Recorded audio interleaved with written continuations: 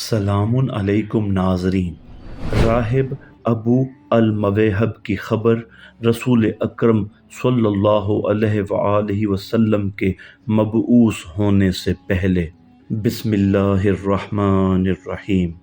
راہب ابو الموہب بھی حضور اکرم کو ان کی صفات کے ساتھ اور ان کی نبوت کو جانتا تھا، نیز یہ بھی جانتا تھا کہ امیر المؤمنین علی ابن ابی طالب آپ کے وصی ہیں۔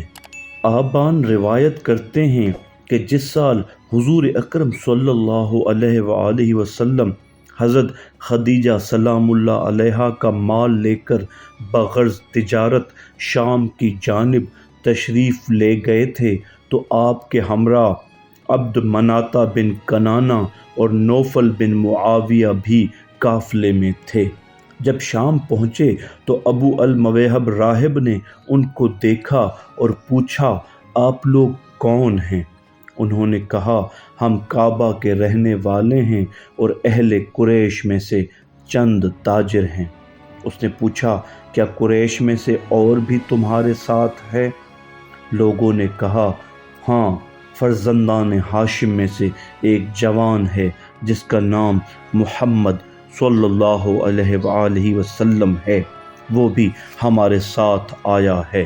ابو الموہب راہب نے کہا، میں اس سے ملنا چاہتا ہوں۔ انہوں نے کہا، قریش میں ان سے کم شہرت کا کوئی نہیں ہے، اس کو یتیم قریش کہتے ہیں۔ وہ قریش کی ایک خاتون خدیجہ کا مال اجرت پر فروخت کرنے لایا ہے، تم کو اس سے کیا کام ہے؟ ابو الموہب نے کہا، مجھے اس کو دکھاؤ۔ لوگوں نے کہا، ہم نے اس کو بصرہ کے بازار میں چھوڑا تھا، ابھی یہی باتیں ہو رہی تھیں کہ حضور آتے دکھائی دیے۔ جب اس کی نظر حضور اکرم پر پڑی قبل اس کے کہ لوگ آن حضرت کو بتائیں، ابو الموہب نے کہا، یہی ہیں وہ آن حضرت صلی اللہ علیہ وآلہ وسلم۔ پھر ان کو تنہائی میں لے گیا اور بہت دیر تک حضرت سے راز کی باتیں کیں۔ پھر حضور اکرم کی دونوں آنکھوں کے درمیان پیشانی کا بوسہ لیا اور کوئی چیز اپنی آستین سے نکالی اور چاہا کہ حضرت کو دے دیں، آپ نے قبول نہ کی۔ غرض وہ حضور سے الگ ہو کر ان لوگوں کے پاس آیا اور کہا، مجھ سے یہ نصیحت سن لو، اس کے دامن سے وابستہ ہو جاؤ اور اس کی فرما برداری کرو، کیونکہ یہ جوان خدا کی قسم آخری نبی ہے، بہت جلد مبعوث ہوگا اور لوگوں کو دین حق اسلام کی دعوت دے گا۔ جب وہ نبوت کا اعلان کرے تو بلا تعمل اس کی پیروی کرنا۔ پھر پوچھا، کیا ابو طالب کے یہاں کوئی فرزند پیدا ہوا ہے جس کا نام علی ہے؟ ان لوگوں نے کہا، نہیں۔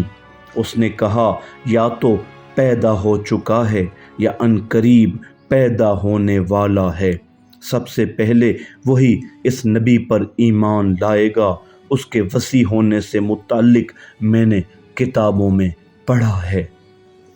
وہ سید عرب اور عالم ربانی اور نبی آخر کا ذوالقرنین ہوگا اور شمشیر زنی کا حق جنگوں میں ادا کرے گا۔ ملائے اعلیٰ میں اس کا نام علی ہے۔ خلائق میں حضور کے بعد اس کا رتبہ سب سے زیادہ بلند ہوگا۔ فرشتے اس کو فلاح یافتہ روشن شجاع کہتے ہیں، جس طرف رخ کرے گا یقیناً فتح پائے گا۔ تمہارے پیغمبر کے اصحاب میں آسمان کے آفتاب سے زیادہ مشہور ہوگا۔ صدق اللہ العلی العظیم۔